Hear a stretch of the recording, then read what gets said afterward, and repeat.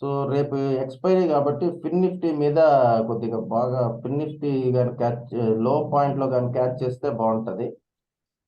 So ఇది day day time ఫ్రేమ్లో. So ఇది ఆల్మోస్ట్ ఒకటి పడ్డాయంటే అన్నీ మనకి వచ్చేస్తాయి. సో 15 మినిట్స్ టైం ఫ్రేమ్లోకి వచ్చి ట్రెండ్ లైన్ ఒక ప్రాసెస్ క్యాచ్ చేసామంటే ఆల్మోస్ట్ అన్నిటికీ ఒకటే ఉంటుంది. ఆల్మోస్ట్ ట్రెండ్ లైన్ దగ్గర ఉంది ఇది.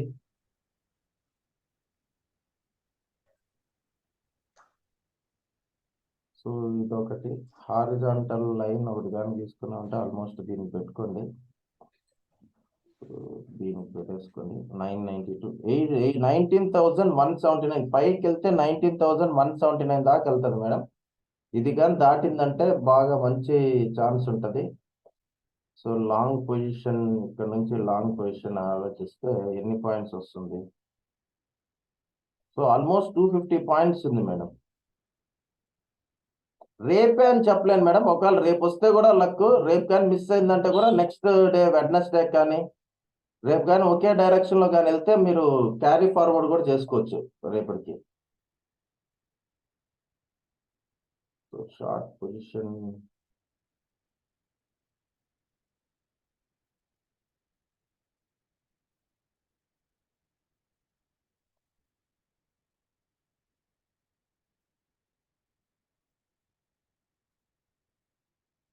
సో ఓకే, ఇవి ఆల్మోస్ట్ లెవెల్స్ మేడం మనకి.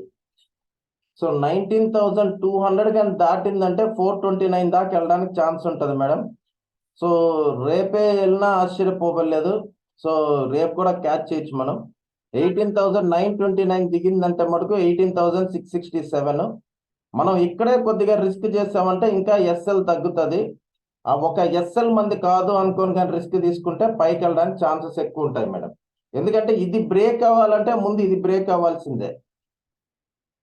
సో ట్రెండ్ లైన్ దగ్గర మనం అలర్ట్గా రేపు డిసైడ్ చేద్దాం లైవ్లో ఎట్లా ఏందనేది. సో నిఫ్టీ ఫిన్ నిఫ్టీలో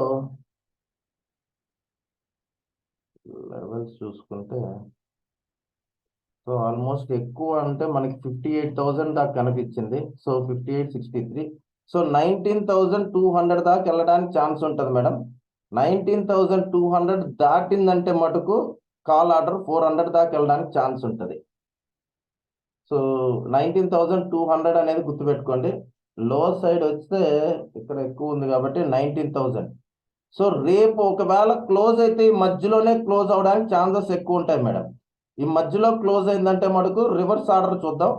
ఈ మధ్యలో కాకుండా కానీ ట్రెండ్ కానీ బ్రేక్ అయిందంటే మటుకు సింగిల్ డైరెక్షన్లో వెళ్ళిపోతుంది మేడం 330 వరకు.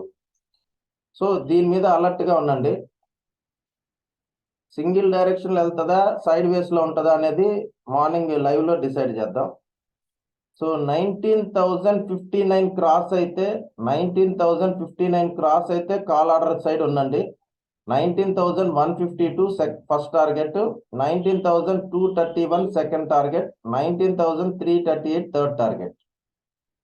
19,030 కింద కానీ క్లోజ్ అయిపోతే ఇమీడియట్గా మీరు పుట్ ఆప్షన్ తీసుకోండి. 18,966 first target, 18,859 second target, 18,780 third target.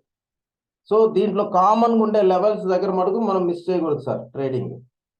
So ఇవి గుర్తుపెట్టుకోండి. ఒక్కసారి ఎస్జిఎక్స్ నిఫ్టీ చూడలేదు ఎలా ఉందో. ఎస్జిఎక్స్ నిఫ్టీ నా ఎక్స్పెక్టేషన్ గ్యాప్ అప్ అయి ఉండాలి.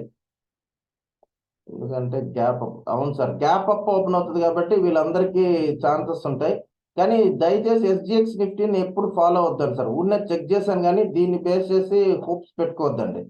ఇది కాల్ గాని ఉండిందంటే రేపు మార్నింగ్ పుట్టు తీసుకెళ్ళడానికి కూడా ఛాన్స్ ఉంటుంది. మోస్ట్ ప్రాబ్లీ ఈ మధ్య ఆపోజిట్ సైడ్ పోతున్నాం సార్. మనకి ఎస్జిఎక్స్ నిఫ్టీ ఎట్ట చూపిస్తుందో దానికి ఆపోజిట్ గా పోతుంది. సో జాగ్రత్త, ఊరినే చెక్ చేశాను అంతే తప్ప దీని మీద ఏం డెసిషన్ తీసుకోవద్దండి.